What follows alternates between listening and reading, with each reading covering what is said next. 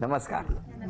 आता तुम्ही बोलायचं आहे सगळ्यांनी, पण त्याआधी सासू सासरे म्हणजे मुलाचे आई बाबा यांना मला विचारायचं आहे की काय मुलाने आता काय काळजी घेतली पाहिजे किंवा त्याच्या वागण्यात किंवा काय बदल केले पाहिजेत. नाही, त्याने तिची काळजी घेऊन व्यवस्थित तिच्याशी वागायला पाहिजे. त्या आईने महत्वाचं आणि मोलाचं सांगितलंय. बाबा, तिने याला भाज्या आणायला शिकवावं असं माझं म्हणणं आहे. का हो बाबा असं भाजी? तर आता भाज्या सारखं मी सांगतो आणायला भाज्या, एक दिवस पण भाजी आणलेली नाही त्यांनी. काय पण आईला ओरडतो तो, ही भाजी नको ती भाजी नको. पण आता त्याला काय भाजी पाहिजे तिने बघायचं. आता काय महत्वाचा विषय आहे भाजी. काय हो, तुम्हाला भाज्या कळतात?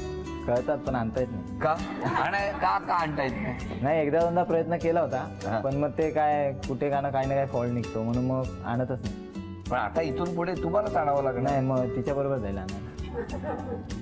काय फिरायला निमित्त आहे दोघं. तुम्ही सांगा काय सल्ला द्याल मुलीला? काय नाही, ती दोघांनी छान व्यवस्थित संसार करावा, दोघांनी एकमेकांना समजून घेतलं पाहिजे, बाकी सुखी राहावं. सुखी राहा.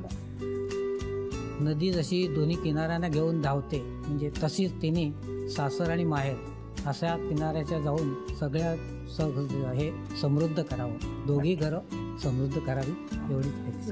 आणि जावयाने किनाऱ्यावरती असलेली भाजी पण बघावी जावं. हो नक्की.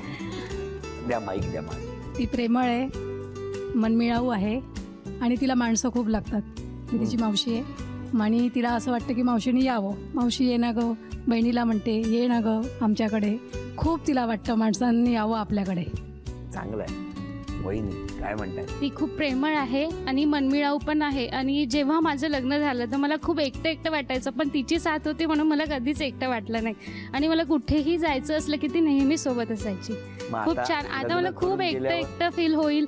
आणि आमच्या बिल्डिंग मधलेही सगळे म्हणतात की प्रीती तुला आता सायली गेली की खूप कसं तरी वाटेल, एकटं वाटेल.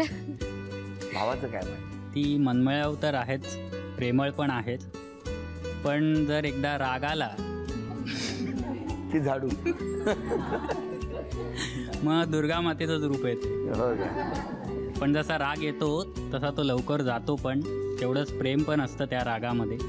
मी जरी म्हणजे राग जरी तिचा आला असेल, तिला माझा राग आला असेल तरी पण आईला तो जेवला का, दादा कधी येणार आहे ऑफिसमधून वगैरे विचारत असते.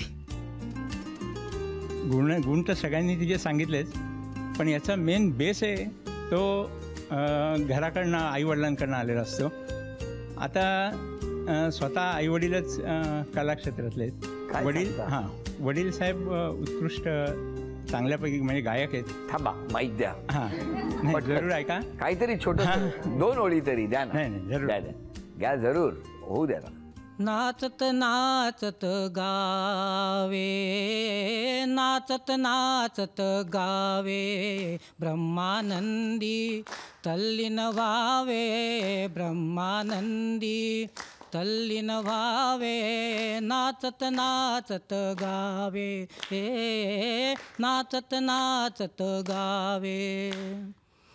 आज कशाची किमया घडली, कण कण गंधित झाला, एक अनामिक आनंदाने जीव समोहून गेला.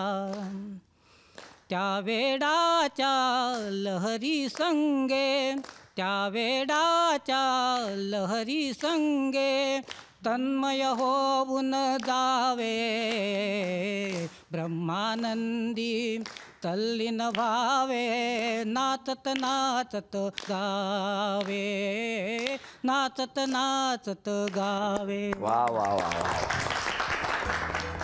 बोला. मी त्याचा एक अवगुण सांगेन.